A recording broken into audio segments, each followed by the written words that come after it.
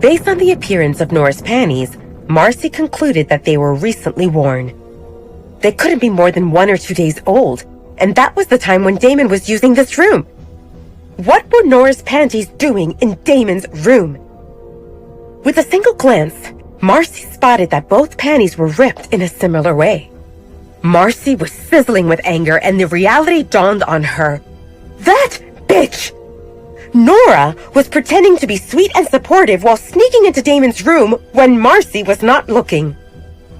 Was Nora the reason why Damon ignored Marcy yesterday? Marcy remembered that after Damon touched her, Marcy went to steam her anger on Talia. Alpha Edward contacted her through the mind link, but she brushed him off, saying that she was busy.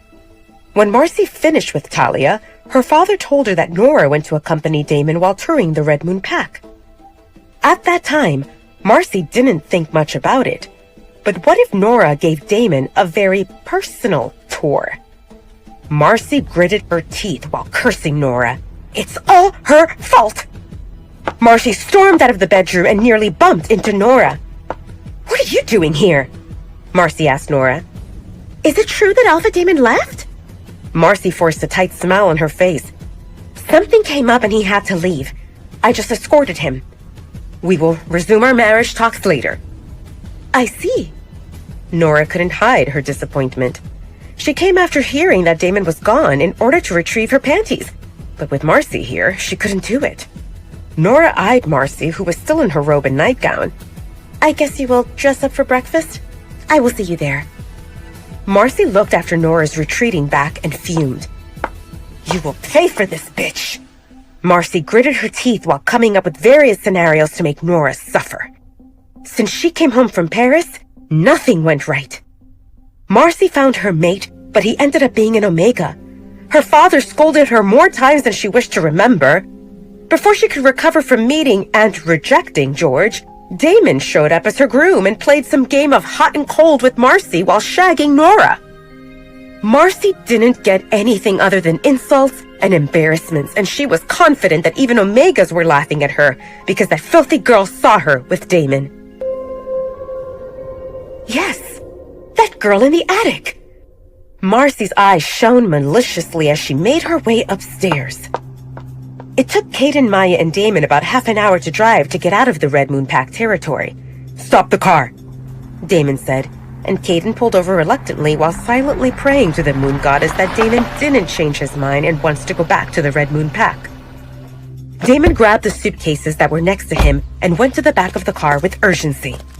Caden and Maya turned to see what Damon was doing, and they both gaped at the sight of a girl emerging before Damon put suitcases in the trunk. Damon held her hand and even opened the door for her. Since when is Damon such a gentleman? Caden asked Maya through MindLink, and the latter shrugged in response. Of course, Damon is not a gentleman. Never was, never will be. At least that's what Maya and Caden thought. Until now. Talia and Damon sat in the back seat, and Damon told Caden to resume driving. Caden didn't react. Both Maya and Caden observed Talia curiously. Aren't you going to introduce us? Caden asked Damon, who frowned at him. After a second of hesitation, Damon glanced at Talia and gestured toward the front of the car.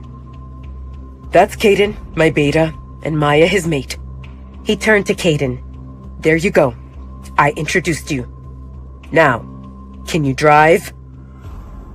Caden and Maya were both visibly confused. What about the girl's name?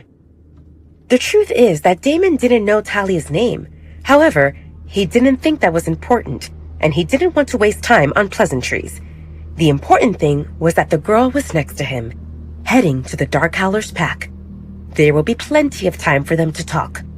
Also, they were still close to the territory of the Red Moon Pack, and Damon felt pressure to keep moving. Caden saw that Damon's mood was not good, so he resumed driving.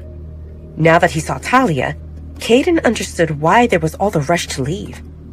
Alpha Edward, Marcy, and others were jolted awake and too confused by the sudden development to notice the scent of the girl that was in the trunk. Heck, even Caden didn't realize that there was another person in the car, and he wondered if something was off with his nose. When they were back on the road, Caden spoke to Damon and Maya through the mind link. Is there a reason why we kidnapped a girl from the Red Moon Pack? It's not kidnapping, Damon responded. She came out of the trunk, Maya stated the fact. We are officially kidnappers. Damon couldn't refute this. Talia came out of the trunk. But she was there only in order to avoid drama if Alpha Edward, Marcy, or someone else sees her. Why did you beat her? Caden asked. Damon was outraged. Since when is he a woman beater? Damon would never raise a hand on a woman unless she is coming to kill him. I didn't, Damon responded grumpily. Before they could ask more questions, Damon quickly said, The girl is here out of her own will. She was badly treated, I offered her a way out, and she took it. Now, can you focus on the road? She doesn't have the mind link, but that doesn't mean someone won't come after us if they notice her missing. Damon didn't want to explain more than that, and he was not ready to say that the copper-haired girl was his mate. He was still adjusting to that fact himself. He glanced at Talia, who was looking out the window with her eyes half closed. It was obvious that she was about to fall asleep at any moment. Damon touched Talia's shoulder to get her attention, and then patted his. Lean on me if you want to sleep. Talia shook her head while she mumbled that it wasn't necessary. She was overwhelmed with all this, and sitting so close to a scary alpha made her uneasy. She wanted to go back in the trunk. Earlier that morning, in the attic, Talia was tired and achy and her mind was muddled, and she accepted this crazy idea of leaving the Red Moon Pack. But now that she is actually in the middle of this escape adventure, she was not sure if leaving was a good idea. Talia was mentally and physically exhausted. She was used to doing her chores at night and sleeping during the day. In the last 2 days, she had gotten beaten, which meant that she didn't sleep. Aww, Talia cried softly when her forehead bumped into the window. It seemed that she fell asleep without realizing it. Damon put his arm around Talia's shoulders and pulled her to lean her back on him. She struggled to sit straight, but his grip increased, pressing her against him. Don't be stubborn and sleep. Talia exhaled helplessly. Damon was more comfortable than the hard glass window, but she was not used to leaning on people no matter how warm they were or how good they smelled. And this was the second time in a day for the scary alpha to pin her to lean on him. His sturdy arm was high on her chest as he held her shoulder tightly without hurting her. Talia glanced at Damon and wondered if this was his way of being kind. Did he act like this with everyone? Probably. She didn't see a single reason why someone so powerful and handsome would single her out.